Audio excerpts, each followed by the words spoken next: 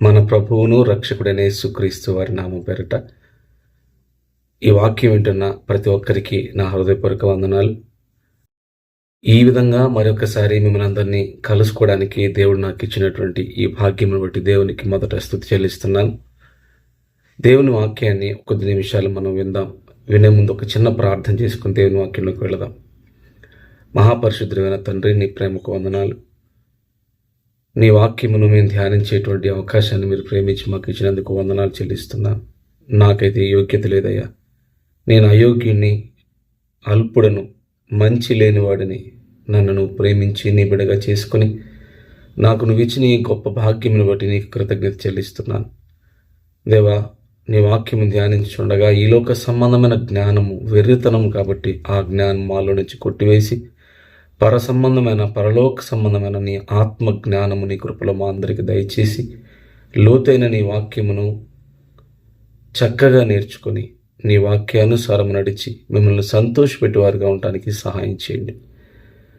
మా అందరికీ నువ్వు ఇచ్చిన ఈ యొక్క సమయాన్ని బట్టి మరొకసారి మీ కృతజ్ఞత చెల్లిస్తూ దుష్టుని యొక్క ప్రతిక్రియను అయా ఈ వాక్యమును విననివ్వకుండా చేసి అయా ఆటంకపరుస్తున్న ప్రతి ఒక్క దుష్టుని యొక్క క్రియను యేసు నామములో లయపరుస్తూ నీవే మాతో మాట్లాడమని, నన్ను మరుగు చేసుకుని నన్ను నీ బోరగా మాత్రమే వాడుకోమని యేసు నామమును ప్రార్థించి వేడుకుంటున్నాం తండ్రి, ఆమేన్. ఒలీవ చెట్టు గురించి, ద్రాక్షవల్లి గురించి. ఒలీవ చెట్టు, ద్రాక్షవల్లి అనేవి బైబిల్ గ్రంథంలో చాలా ప్రాముఖ్యతను సంతరించుకున్నాయి. అంజూరపు చెట్టు కూడా ఈ కోవలకు చెందిందే, కానీ అంజూరపు చెట్టు కంటే కూడా, ద్రాక్షవల్లి కంటే కూడా ఒలీవ మొక్క అనేది చాలా ప్రాముఖ్యతని బైబిల్ గ్రంథంలో సంతరించుకుంది. ఎందుకు సంతరించుకుంది అనే విషయం కొలస్సీయులకు రాసిన పత్రిక 2వ అధ్యాయము 6-7 వచనాలు. ఈ 6-7 వచనాల్లో అపోస్తలుడైన పౌలు గారు కొన్ని విషయాలని మాట్లాడుతున్నారు ఆ యొక్క సంఘంతో. ఏమనంటున్నారంటే, కావున మీరు ప్రభువైన క్రీస్తు యేసును అంగీకరించిన విధముగా ఆయన యందు వేరు పారిన వారై ఇంటి వలె కట్టబడుచు మీరు నేర్చుకున్న ప్రకారముగా విశ్వాసమందు స్థిరపరచబడుచు కృతజ్ఞతాస్తుతులు చెల్లించుట యందు విస్తరించుచు ఆయన యందుండి నడుచుకొనుడి అనే ఈ మాటల్ని అపోస్తుడైన పౌలు గారు కొలస్సీలకు రాసిన ఆ యొక్క పత్రికలో ఆ కొలస్సీ సంఘంతో మాట్లాడుతున్నారు. మీరు ప్రభువైన క్రీస్తు యేసును అంగీకరించిన విధముగా అన్నాడు. అంగీకరించిన విధము అనగానే రక్షకుడైన యేసును అభిషిక్తునిగా చేసుకుని ప్రభువుగా మనం స్థాపించవలసినటువంటి మొట్టమొదటి మెట్టు ఈ విధంగా ఉందా లేదా చూసుకోవాలి. ఆయనను రక్షించడానికి వచ్చినటువంటి రక్షకుడు, నిజమైన రక్షకుడు ఆయనే. కాబట్టి ఆయన నా ప్రభువు, ఆయన నా అభిషిక్తుడు, ఆయనకు నా సర్వస్వం అర్పిస్తున్నాను. ఆయన ఎట్లా నన్ను ఉంచితే అట్లా నేను ఉంటాను. ఆయన ఏ స్థానంలో నన్ను ఉంచితే ఆ స్థానంలో నేను ఉంటాను.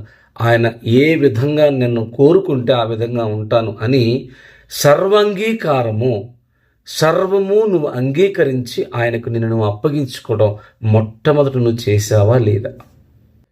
మనం దేన్నైనా ఇష్టపడితేనే దానిపైన మనము దానికోసం ప్రాణమైనా పెట్టడానికి ఇష్టపడతాం, అవునా కాదా? ఇష్టపడిన వాళ్ళ కోసమే కదా మనం ప్రాణం పెడతాం. మొట్టమొదట మనం ఇష్టపడాలంటే మనం ఏం చేయాలి? నా ప్రేమికుడు, నా రక్షకుడు, నా సొంతం, నా అనేటువంటి ఒక భావన, నా అనే సొంతమైన భావన క్రీస్తుపై నీకు కలగాలి. మొదట ఆయన నా కోసమే వచ్చాడు, నన్ను రక్షించడానికే వచ్చాడు. నేను బురద కోపంలో, ఆ భయంకరమైన పాపపు బురద కోపంలో కూరుకుపోయిన నన్ను రక్షించడానికి క్రీస్తు యేసు లోకానికి వచ్చాడు. నా కోసమే అనేటువంటి భావన, నా పాపములు పోగొట్ట కోసమే, నా పాపములు ఆయనపై వేసుకోవడం కోసమే, నేను పూర్తిగా చచ్చిపోయి ఆయనే నా యందు బ్రతికేలాగా ఉండాలి అనే తీర్మానం నువ్వు చేసుకున్నావు. ఏం చేస్తావు? ఆయనని శిరస్సుగాను కలిగి ఉంటావు. అంటే ఏంటి? సర్వ హక్కులు నీవి కావిక. నీ ఇష్టం చచ్చిపోద్ది, నీ సంతోషం చచ్చిపోద్ది, నీ అనేది పూర్తిగా చచ్చిపోద్ది. ఆయన నీపై రాజుగా ఉంటాడు. ఆయన ఇష్టాన్ని నువ్వు జరిగించడానికి ఇష్టపడతావు. ఆయన సంతోషాన్ని నువ్వు నెరవేర్చడానికి ఇష్టపడతావు. ఆయన ఏది కోరుకుంటున్నాడో అలా ఉండడానికి ఇష్టపడతావు. ఆయన సంతోషాన్ని నువ్వు చూసి ఆనందించడానికి ఇష్టపడతావు. అది ప్రభువుగా నువ్వు ఆయన చేయడం. అదే ఇక్కడ పౌలు గారు మాట్లాడుతున్నాడు. ప్రభువైన క్రీస్తు యేసును అంగీకరించిన విధముగా. రెండవ మాట, ఆయన యందు వేరు పారిన. ఒలీవ చెట్టులో ఉన్న గొప్పదనం ఏంటో తెలుసా? దానికి మరణం లేదు. ఒలీవ చెట్టుని ఎందుకు అంత ప్రాముఖ్యంగా బైబిల్ మాట్లాడుతుంది? దేవుడు అంత ప్రస్ఫుటంగా దాన్ని ఉద్ఘాటించి మాట్లాడుతున్నాడు. ఇర్మియా గ్రంథంలో ఆ మాట రాయబడింది. ఇర్మియా గ్రంథం 11వ అధ్యాయం 16వ వచనంలో, పచ్చని ఒలీవ చెట్టని నేను నీకు పేరు పెట్టాను అని రాసి, దేవుడు మరణము లేని దానిగా మనల్ని దేవుడు తయారు చేసుకున్నాడు. మరణం లేకుండా దేవుడు మనల్ని పుట్టించాడు భూమి మీద. మరణం ఎలా వచ్చింది మనిషికి? మరణం ఎందుకు సంభవించింది మనిషికి? మరణం అనేది అసలు మనిషిపై అధికారాన్ని చలాయించడానికి గల కారణం ఏంటంటే, దానికి లోకంలో ఉన్న క్షణికమైన ఆనందానికి నువ్వు ఎప్పుడైతే దేవునికి ఇవ్వవలసిన స్థానాన్ని ఇచ్చావో, ఆనాడు పాపం నీలో ప్రవేశించి పాపం ద్వారా మరణము నిన్ను ఏలుబడి చేస్తుంది. నిన్ను పచ్చని ఒలీవ చెట్టుగా దేవుడు చేశాడే, మరి నువ్వు వేరు తంతున్నావా? బలముగా వేరు తంతున్నావా? నిజంగా బ్రతికే ఉన్నావా? పచ్చగా ఉన్నావా? కింద వేరు ఎంత లోతుగా, ఎంత బలంగా, అది దానికి కావలసిన ఆహారాన్ని, పుష్టికరమైన ఆహారాన్ని, లవణాలను అది ఎప్పుడైతే కింద వేరులో నుంచి ఉంటుందో పైకి, అది బలముగా పైన ఏపుగా పెరుగుతూ ఉంటుంది, పచ్చగా. నీతో సహవాసంలో అంటుకట్టబడి వాక్యంలో, ప్రార్థనలో నిత్యము నేను కొనసాగుతున్నాను కాబట్టి నేను పచ్చగా ఉన్నాను కాబట్టి నీ మందిరంలో ఉన్నానయ్యా. ఎంత లోతైన అర్థాలు కదా ఇవన్నీ.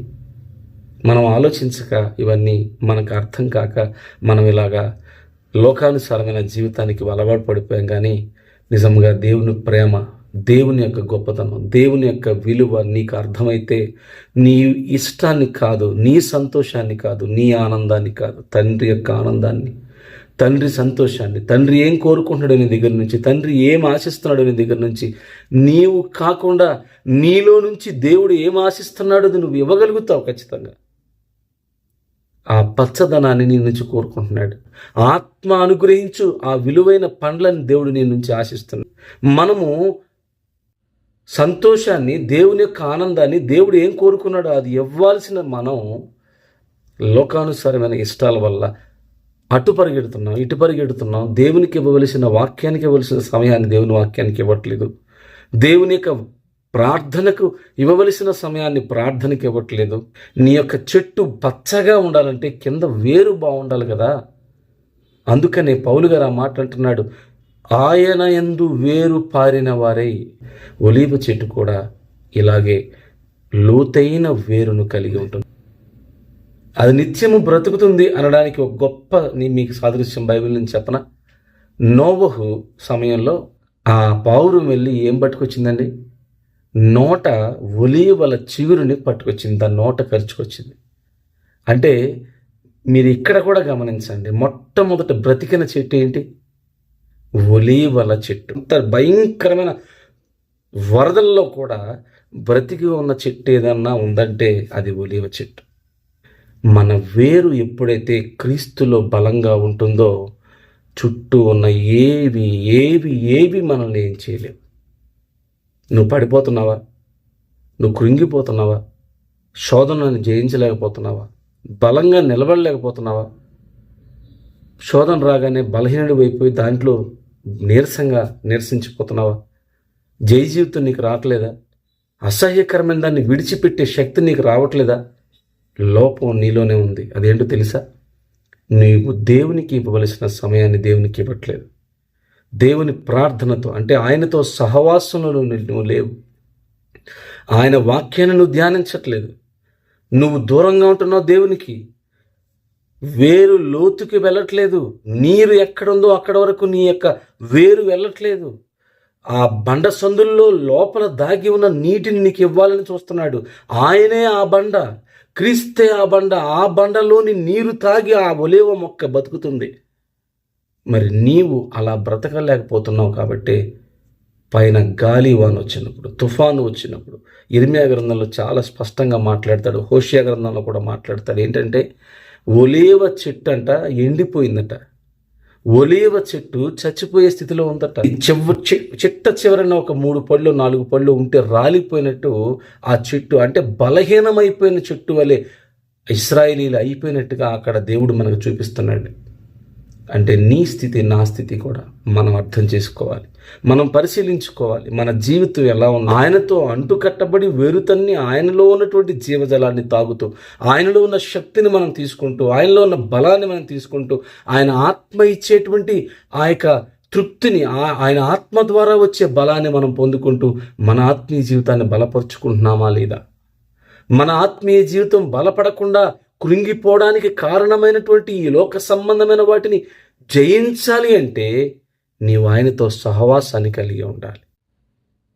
ఈ రోజుల్లో చాలామంది తల్లిదండ్రులు నేను వాక్యం పట్ల, ప్రార్థన పట్ల పిల్లల ఆసక్తి చూపించకపోతే, సర్లే ఆడు ఇప్పుడు కాదు తర్వాత చదువుతాడులే, సర్లే తను ఇప్పుడు కాదులే తర్వాత చదువుకుంటుందిలే, ఇప్పుడు అర్జెంటుగా ప్రార్థన చేయాలా, నువ్వు ఎప్పుడంటే అప్పుడే ప్రార్థన చేయాలా, వాళ్ళు చేసుకుంటారులే, వాళ్ళకి తెలియదా ప్రార్థన చేసుకోవాలని తల్లిదండ్రుల్లో ఒకరు దేవుని వాక్యం వైపు మళ్ళిస్తే మరొకరు దేవుని వాక్యాన్ని వ్యతిరేకంగా, అంటే పిల్లల సమయాన్ని, అంటే పిల్లల సమయం ఏ సమయంలో దేవునికి ఇంపార్టెన్స్ ఇవ్వాలి, దేన్ని దేవుణ్ణి అడగాలి, దేన్ని దేవుని దగ్గర నుంచి పొందుకోవాలి, మనకి అవసరం వచ్చినప్పుడు ఎవరిని మొదట అడగాలి, ఎవరి దగ్గర నుంచి ఆ అవసరాన్ని తీర్చుకోవాలి, ఎవరితో మనం సహవాసం కలిగి ఉంటే ఆ అవసరం మన తీరద్ది, ఆ అవసరం న్యాయమైందా కాదా, మనం కోరే కోరిక పరిశుద్ధమైందా కాదా, మనము ఆశించేది మనకి మేలు చేసేదా కాదా. తల్లిదండ్రులు పిల్లలకు నేర్పించవలసిన విధమేంటో తెలుసా? మెలకువ రాగానే మొట్టమొదటి నువ్వు స్తుతి చెల్లించవలసింది ఎవరికి? ఈరోజు నువ్వు బ్రతికున్నావంటే, కళ్ళు తెరిచి ఈ లోకాన్ని చూడగలుగుతున్నావంటే కారణం నీకు ఆయుష్ను అనుగ్రహించిన దేవుడు. కాబట్టి మొదట నువ్వు దేవునికి కృతజ్ఞత చెల్లించి, దేవా ఈరోజు ప్రేమించి నాకు ఈ రోజును అనుగ్రహించావు, మరలా ఆయుష్నిచ్చావు, నీకు వందనాలు. నీ కోసం ఎలా బ్రతకాలి, నిన్ను ఎలా సంతోషపెట్టాలి, నీకు నచ్చిన పని ఏది ఎలా ఎంచుకోవాలో జ్ఞానం అనుగ్రహించు, నిన్ను సంతోషపెట్టే మార్గంలో నన్ను చేయి పట్టి నడిపించు అని దేవుణ్ణి అడగటం నేర్పించండి. రెండవది, అలా అడగాలి అంటే, ఇలా ప్రార్థన చేయాలి అంటే అసలు దేవుడు అంటే ఏంటో నీకు తెలియాలి కదా. దేవుడు అంటే ఏంటో ఆ పిల్లలకి తెలియాలి కదా. నువ్వు చెప్పిన దానికంటే దేవుని వాక్యం, పరిశుద్ధమైన దేవుని వాక్యం చదువుతున్నప్పుడు వాళ్ళు తెలుసుకునేది చాలా ఎక్కువ ఉంటుంది దేవుని గురించి. దేవుని గురించి నువ్వు చెప్పిన దానికంటే అత్యంత ప్రాముఖ్యంగా వాళ్ళు నేర్చుకుంటారు దేవుని గొప్పదనాన్ని. వాక్యం ఉంది, కనీసం ఒక అధ్యాయాన్ని దేవుని యొక్క వాక్యం నుంచి ధ్యానం చేయి. దేవుని గొప్పతనం తెలుసుకో, దేవుడు నీకోసం ఏం చేశాడో తెలుసుకో, దేవుడు నిన్ను ఏం చేయమంటున్నాడో తెలుసుకో, దేవుని కోసం ఎలా బ్రతకాలో నేర్చుకో, ఆయనపై ఆధారపడు అని వాళ్ళకు నువ్వు నేర్పించి, మొట్టమొదట రోజు ప్రారంభంలోనే వాళ్ళకి నువ్వు ఇవి నేర్పించగలిగితే, చేయటం వాళ్ళకు నువ్వు నేర్పించగలిగితే, వాళ్ళని కఠినంగానైనా సరే ఈ విషయాలు వాళ్ళలో నువ్వు నాటగలిగితే ఖచ్చితంగా నీ బిడ్డలు నీకు ప్రయోజకులుగా మారుతారు. రెండవది, నీవు నేర్పించిన దేవుని యొక్క మార్గంలో నమ్మకంగా నడిచి దేవునికి సంతోషాన్ని కలిగించేవారు అవుతారు. తద్వారా నీ కుటుంబం సంతోషంగా ఉంటుంది, వారి భవిష్యత్తు కూడా బాగుంటుంది. అనేక శోధనలు వెంటాడిన వారు పడిపోకుండా నిలబడగలుగుతారు. నీ యొక్క ఆశను, నీ సంతోషాన్ని వారు నిలబెడతారు.